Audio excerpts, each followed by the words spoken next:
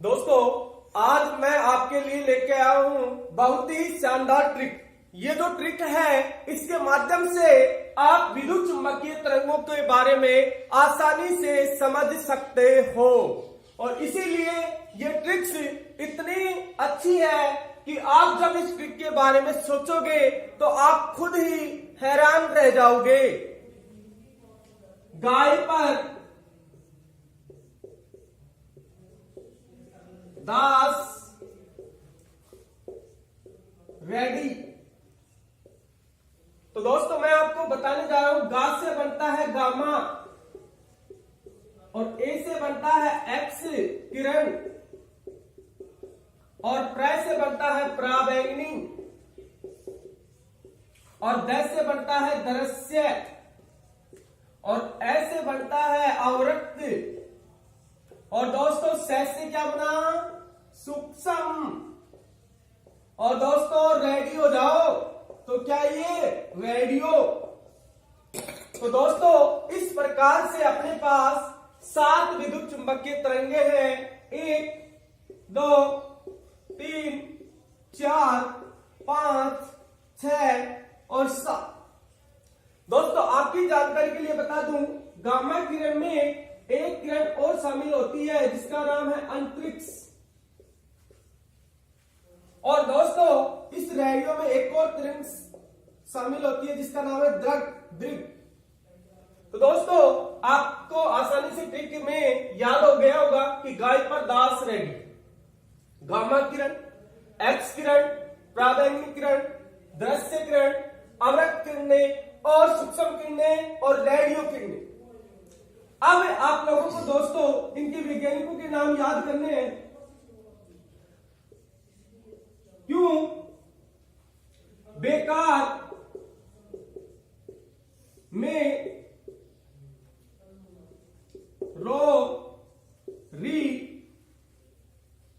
Rory ना कर,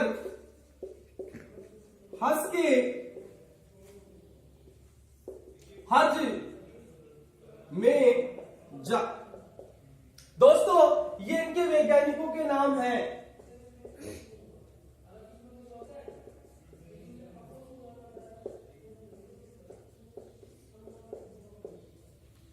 Q से बन गया क्यूरी और बेकार से बन गया बेक्यूरल। और देखो, इसमें ये जो रो है, रो से क्या बना? डब्ल्यू के रोंजन। और री से क्या बन गया? रिएट। और नए से क्या बन गया दोस्तों? न्यूटन। ये रिएट है दोस्तों। हज से क्या बन गया? हर्षैल्य। और हज से क्या बन गया? हर्टज। और मे से क्या बन गया? मेरकोनी या मार्कोनी भी बोल सकते हैं इसको, मार्कनो। तो दोस्तों, आप इस तरीके से याद कर सकते हो, गाय पर दास रेडी, क्यों बेकार में रो री ना कर, हंस के हज में जा। यानी कि अपने पास कोई दास है। क्या है? कोई दास है, वो गाय पर बैठा हुआ है रेडी होकर। गाय पर बैठ के वो कहां जा रहा है? वो हज में जा रहा है। तो एक बंदे ने कहा कि गाय पर दास रेडी है, क्यों बेकार में रोरी न कर, हंस के हज में जा। दोस्तों, अब हम इसमें देखेंगे कि ये इनके वैज्ञानिकों के नाम है और ये क्या है? अपने पास तरंगे हैं। दोस्तों, आपकी जानकारी के लिए बता दूं कि तरंग धैर्य को आप कैसे याद रखोगे कि किसका तरंग धैर्य अधिक है और किसका तरंग धैर्य कम है। इसको याद करने के लिए आपको कुछ भी नहीं करना है। आपको बस इतना ध्यान रखना है कि आपको ये ट्रिक याद होनी चाहिए। अगर ये ट्रिक याद है तो आप तरंग धैर्य भी बता सकते हो, आवृत्ति भी बता सकते हो और परिकीर्णन भी बता सकते हो और अपवर्तनांक भी बता सकते हो। तो दोस्तों, तरंग धैर्य गाय से रेडी के पास जाने पर बढ़ता है। तो दोस्तों आपको मैं बता दूं, सबसे ज्यादा तरंग दैर्घ्य किसका हुआ? रेडियो का। और सबसे कम किसका है दोस्तों? अंतरिक्ष या गामा। दोस्तों इसी प्रकार से हमें आवर्ती याद करनी है। तो आवर्ती में भी क्या है, इस साइड में इधर से इधर जाने पर आवर्ती बढ़ती है। तो सबसे ज्यादा आवर्ती किसकी हुई? गामा किरणों की। और गामा किरण से पहले भी किसकी हुई? अंतरिक्ष की। दोस्तों आवर्ती सबसे ज्यादा अंतरिक्ष की होती है, अंतरिक्ष किरणों की। और जिसकी आवर्ती ज्यादा होती है उसी की प्रकीर्णन ज्यादा होता है, विभेदन क्षमता भी ज्यादा होती है।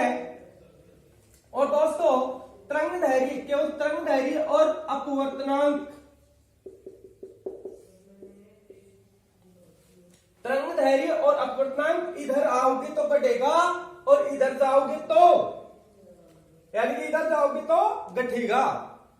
और आवर्ती व परिकीर्णन विभेदन क्षमता इधर आने पर क्या होगी? घटेगी। और इधर जाओगे तो बढ़ेगी। दोस्तों देखेंगे हम कि सबसे ज्यादा तरंग दैर्घ्य और अपवर्तनांक किसका होता है? रेडियो का। और सबसे ज्यादा आवर्ती किसकी होती है? गामा की। क्योंकि इधर से इधर जाएंगे तो आवर्ती बढ़ेगी, और आवर्ती बढ़ेगी तो विभेदन क्षमता भी बढ़ेगी और परिकीर्णन भी बढ़ेगा।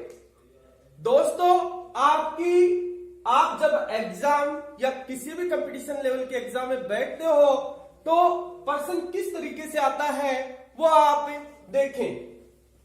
आपको एग्जाम में प्रश्न ये पूछा जाता है कि सबसे ज्यादा विभेदन क्षमता किसकी होती है? सबसे ज्यादा विभेदन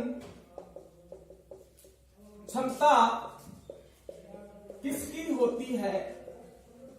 किसकी होती है?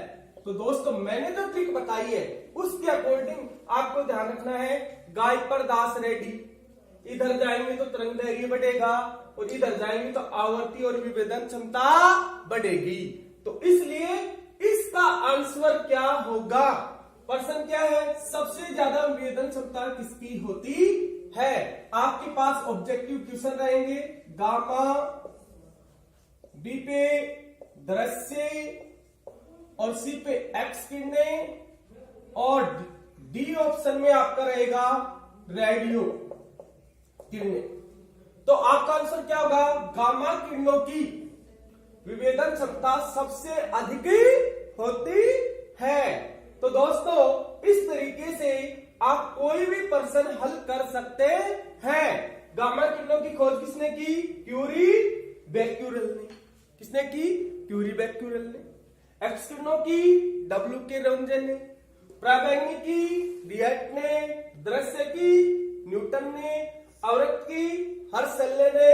और सूक्ष्म की हर्टज ने। और रेडियो की मार्कोनी। तो इस तरीके से हम याद कर सकते हैं। तो मैंने आपके पास आज एक ही ट्रिक में विद्युत चुंबकीय तरंगों का जो टॉपिक है, 7 तरंगे हैं, उनको आपको अभी समझाया है। अब हम इसके आगे देख रहे हैं।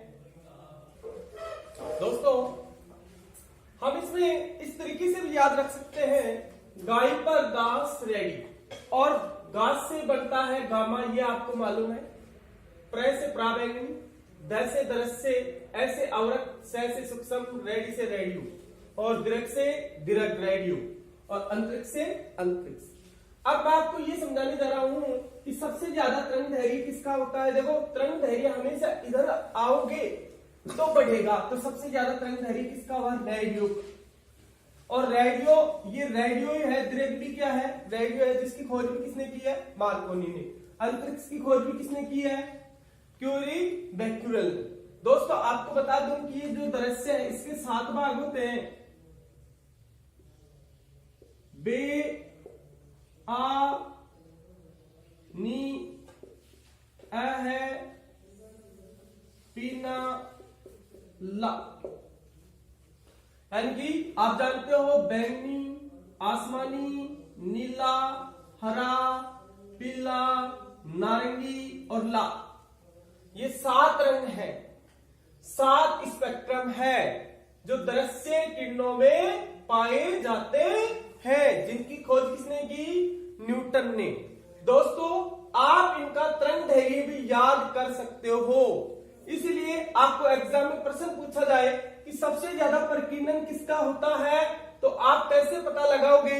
इस ट्रिक के माध्यम से आप आसानी से पता लगा सकते हो सबसे ज्यादा प्रकीर्णन किसका है। देखो इनमें किसका है, पहले इनमें बताओ आप, यानी प्रकीर्णन इधर बढ़ रहा है, इधर जाने पर बढ़ रहा है, तो बढ़ रहा है तो सबसे ज्यादा किसका हो प्रकीर्णन? बैंगनी रंग का। सबसे ज्यादा प्रकीर्णन किस रंग का है? बैंगनी रंग का। और सबसे ज्यादा तरंगदैर्घ्य किसकी है? लाल रंग की। अगर रंगों की बात हो, यदि तरंगों की बात हो रही है तो सबसे ज्यादा विभेदन क्षमता किसकी है? गामा की। और सबसे कम तरंगदैर्घ्य किसकी है? गामा की। गामा से भी पहले एक और है अंतरिक्ष, अंतरिक्ष का नाम भी ले सकते हैं, अंतरिक्ष किरणें, अगर ऑब्जेक्टिव प्रश्न में अंतरिक्ष दिया हुआ हो। अब हम इनके तरंगदैर्घ्यों को भी याद कर सकते हैं, उसके लिए आपके पास एक छोटी सी ट्रिक है। सबसे पहले टोटल तरंगें कितनी होती हैं? 7। विद्युत चुंबकीय तरंगें कितनी है? 7। गामा, परावैंगनी, दृश्य, अवरक्त, सूक्ष्म, रेडियो। और ये दो एक्स्ट्रा है, ये दो क्या है? एक्स्ट्रा तरंगें हैं, ये इन्हीं में आती है। और वैसे टोटल कितनी है? 7 है। तो इन 7 के दुगने कर लो आप, टोटल कितने हो जाएंगे? 14। तो आप 10 की घात -14 से 10 की घात -12 क्या है ये? मीटर में।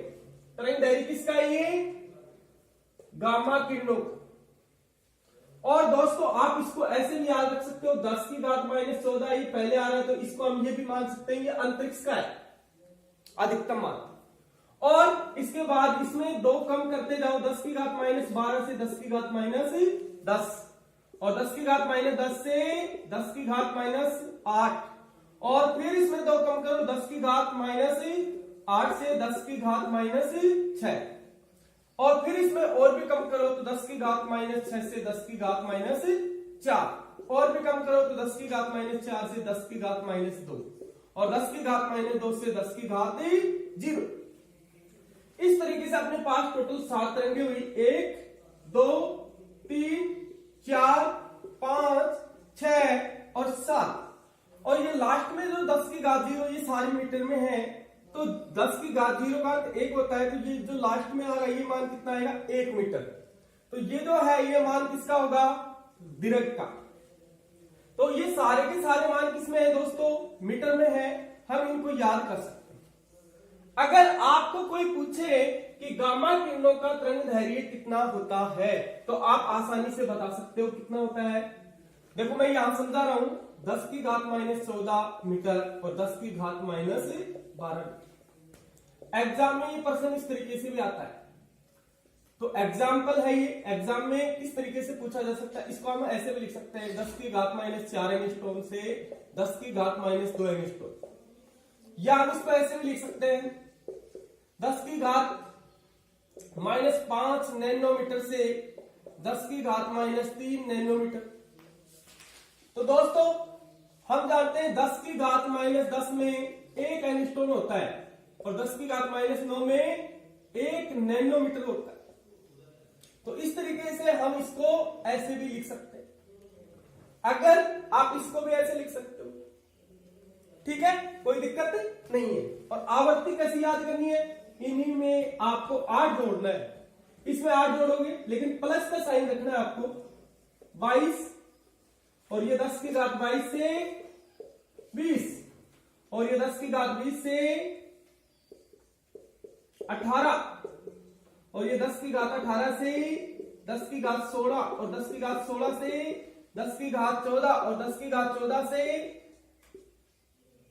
10 की घात 12, और 10 की घात 12 से 10 की घात 10, और 10 की घात 10 से 10 की घात 8, और ये जो है ये किसमें है दोस्तों, हर्ट्ज में है। किसमें है ये मान, हर्ट्ज में है। ये सारे के सारे मान किसमें है दोस्तों, हर्ट्ज में। आवृत्ति का मात्रक क्या है, हर्ट्ज, तो उसमें। तो दोस्तों इसमें हमने क्या किया, तरंग दैर्घ्य में हमने -14 थे, इसमें माइनस की जगह इसको हम प्लस मान लेंगे, क्योंकि आवृत्ति इधर से बढ़ती है तो प्लस, इसका मतलब इधर आएगी तो प्लस में आएगी। तो इसमें -14 की जगह आप क्या बनाओगे, प्लस के 14, और उसमें कितने जोड़ने हैं, 8, और 8 जोड़ते हैं अपने पास कितने हो जाएंगे, 22। ये कितने हो जाएंगे, 20, ये 20, ये 18, ये कितने हो जाएंगे, 18, और ये कितने हो जाएंगे, 16, और ये कितने हो जाएंगे, 16, और ये कितने हो जाएंगे, 14। इस तरीके से जोड़ते चले जाएंगे और हम क्या याद कर लेंगे, आवृत्ति। आवृत्ति भी याद होगी। लेकिन कई बार ऐसे एग्जाम में प्रश्न आता है, तो आपको मैं ये बता दूं, जैसे गामा किरणें हैं उनकी आवृत्ति ये है हर्ट्ज में। आप इसको चाहो तो आप ऐसे भी लिख सकते हो दोस्तों, ये 10 की घात 22 है, तो ये 10 की घात जो 22 है, इसको हम चाहें तो ऐसे भी लिख सकते हैं कि 10 की घात 22 का मतलब ये हुआ कि इसमें अगर आप चाहो तो 10 की घात, इसको गीगा मेगा में लिखेंगे, तो 10 की घात यानी कि इसमें 1 गीगा में 10 की घात 9, तो 10 की घात 9 इसमें से कम करेंगे तो ये कितने हो जाएंगे, 13। तो हम ऐसे लिख सकते हैं 13 गीगा हर्ट्ज से यहां पर कितने हो जाएंगे दोस्तों, 10 की घात 11 गीगा हर्ट्ज लिख सकते हैं। तो दोस्तों आपको यदि ये पूछा जाए तो आप आसानी से बता सकते हैं।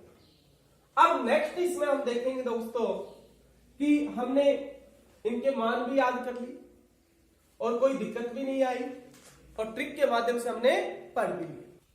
दोस्तों हम नेक्स्ट इसमें देखेंगे इनके, यानी कि ये कहां से उत्पन्न होती है, यानी कि ये तरंगे है ना, ये कहां से उत्पन्न हुई। तो आपको बता देते हैं, सबसे पहले ये जो गामा किरण है, गामा किरण ये निकलती है रेडियो सक्रिय पदार्थों से। कहां से, रेडियो सक्रिय पदार्थों से। और गाय पर इसमें ए रह रहा है दोस्तों, ये जो है ये ए का मतलब है डब्ल्यू के रोंजन, और इस जो किरण है वो कहां से निकलती है, एक्स किरण कहां से निकलती है दोस्तों, बाहरी नाभिक से इलेक्ट्रॉन टकराने पर। दोस्तों ये जो दरस यानी कि इसमें जो पराबैंगनी है ये कहां से प्राप्त होती है, ये सूर्य से, और ये दृश्य है ये कहां से प्राप्त होती है, ये किसी वस्तु से यानी कि दीप्त वस्तुओं से, दीप्त वस्तुओं से। और इसमें जो अवरक्ताई है ये तरंग निकलती है गर्म वस्तुओं में। गर्म वस्तु जैसे फोन है ना, वो गर्म हो जाएगा तो कौन सी तरंगे निकलेंगी उसमें, अवरक्त। और से क्या बना है, सूक्ष्म, ये कहां से निकलती हैं दोस्तों, ये निकलती हैं इलेक्ट्रॉनिक परिपथों से।